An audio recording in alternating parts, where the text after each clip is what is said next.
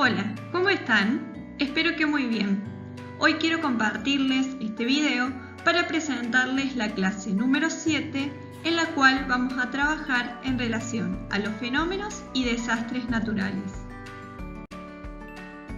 Es importante que recordemos lo que vimos a principio de año, que la geografía estudia el resultado de la compleja relación entre la sociedad y la naturaleza. En este sentido, en la clase que les estoy presentando en este video, nos vamos a enfocar en estudiar cómo algunos fenómenos naturales pueden afectar a la población. En las imágenes que ven en pantalla tienen algunos ejemplos de ellos.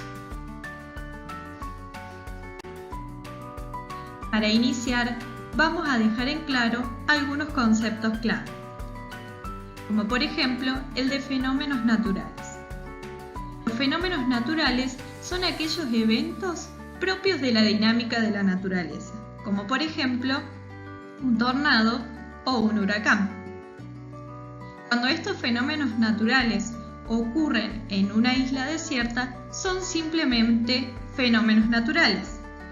Pero cuando, por ejemplo, un tornado o un huracán o un terremoto, que es otro ejemplo de fenómenos naturales, ocurren en lugares poblados dejando consecuencias materiales, heridos y costos de vidas,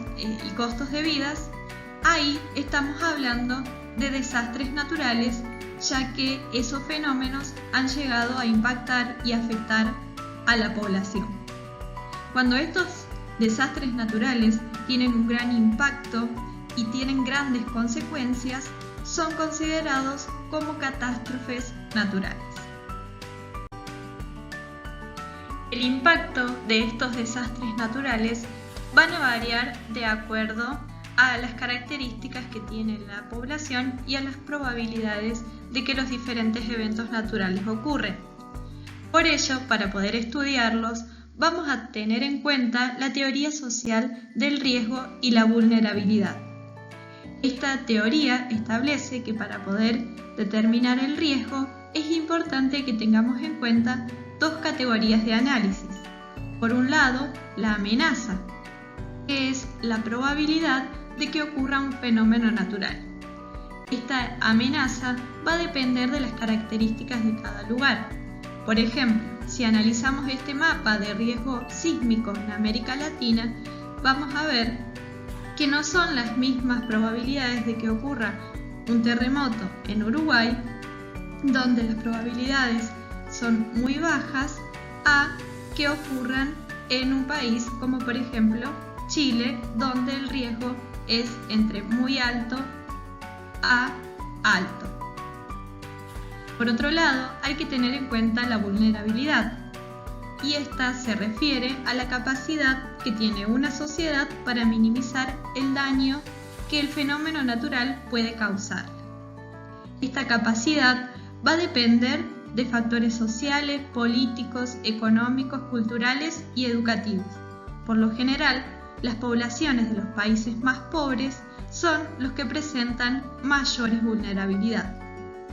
Sumada la amenaza y la vulnerabilidad, vamos a poder determinar el riesgo, es decir, la probabilidad de consecuencias negativas como resultado de interacciones de amenazas naturales o antrópicas y las condiciones de vulnerabilidad de una población. Bueno, eso ha sido toda la introducción a la teoría, entonces ahora voy a pasar a presentarles el trabajo práctico número 5 sobre fenómenos y desastres naturales. Es importante que repasemos los criterios de evaluación. Recuerden que el más importante es la entrega en tiempo y forma, hay que cumplir con los tiempos indicados en plataforma y también los trabajos deben ser entregados con todas las actividades, las consignas resueltas. Por otro lado, voy a evaluar la coherencia entre lo que piden las consignas y las resoluciones de las mismas, por eso es importante que lean con atención lo que se indican en las actividades. Y finalmente, voy a evaluar que sean producciones propias en relación al material brindado en el trabajo práctico. Y por último, recuerden que antes de comenzar a realizar este trabajo es necesario leer la teoría de la clase 7. Ahora sí, voy a pasar a explicarles las actividades del trabajo práctico. En el punto número 1 vamos a encontrar algunos ejemplos de fenómenos naturales y lo que van a tener que hacer es analizar cada uno de ellos y clasificarlos según su origen e ir colocándolos en este cuadro. Tenemos por un lado los fenómenos naturales de origen climático, que son aquellos que tienen que ver con la dinámica atmosférica, como por ejemplo las inundaciones que son producidas por las grandes lluvias. Por otro lado, tenemos aquellos de origen geológico, que son los que ocurren debido a fenómenos que se originan en el interior de la Tierra. Y por último, los biológicos, que son aquellos como por ejemplo las enfermedades infecciosas que pueden llegar a ocasionar pandemias.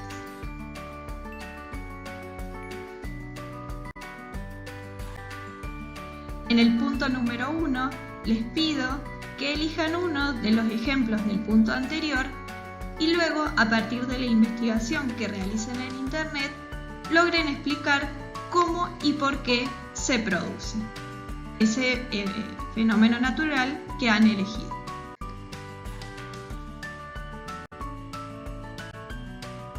En el punto número 3 les voy a pedir que observen este mapa que ven en pantalla de riesgo sísmico en América Latina y, en primer lugar, que expliquen por qué el oeste del continente americano tiene mayor riesgo sísmico. Y para ello les sugiero que busquen un mapa de las placas tectónicas y los bordes de placas tectónicas para ver si pueden lograr encontrar la respuesta. En el punto B, en función del análisis del mapa y lo que nos indica en las referencias según lo que significa cada color, tienen que mencionar ejemplos de 2 países que tengan baja peligrosidad sísmica.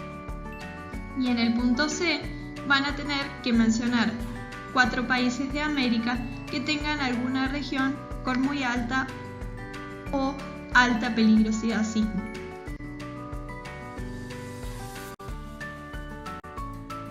En el punto número 4, y para esto van a tener que recurrir a la teoría social del riesgo y la vulnerabilidad que analizamos antes en el video, necesito que retomen y vean la teoría de la clase 7, que ahí también tienen explicada la teoría social del riesgo y la vulnerabilidad. En base a esta teoría van a tener que analizar las siguientes situaciones y responder las preguntas. Acá en este breve texto tienen presentados y explicados 2 desastres naturales, catástrofes naturales, que ocurrieron en el país de Haití y en el país de Japón y que tuvieron como amenaza terremotos que en uno de los casos, además de terremoto, como consecuencia se provocó un tsunami y además un desastre nuclear. Entonces, en base a lo que lean en el texto, tienen que responder estas preguntas. ¿En cuál de los 2 países fue mayor la amenaza? Teniendo en cuenta la magnitud de los terremotos y qué otros eventos naturales ocurrieron. Tienen que especificar las características del terremoto en cada país. Y en el punto B, tienen que responder cuál de los 2 países cree que debe haber estado más preparado para hacerle frente a la catástrofe y recuperarse y por qué. Todo en función de lo que les indica en este texto. Finalmente, en el punto número 5, de nuevo teniendo en cuenta la teoría social del riesgo y la vulnerabilidad, en este caso vamos a analizar la amenaza. Y tienen que responder qué país tendría mayor riesgo de que ocurra un tsunami. Es decir, que acá la amenaza y la probabilidad que tenemos que analizar es de que ocurra un tsunami, y los países son Chile o Paraguay, y tienen que explicar cuál de los 2 países tiene más probabilidades de que ocurra un tsunami y por qué. Esas han sido todas las actividades, espero que tengan mucha suerte. Recuerden que los estudiantes presenciales tienen especificadas en plataforma el día que vamos a trabajar estas actividades y el práctico en el aula. Mucha suerte, hasta la próxima.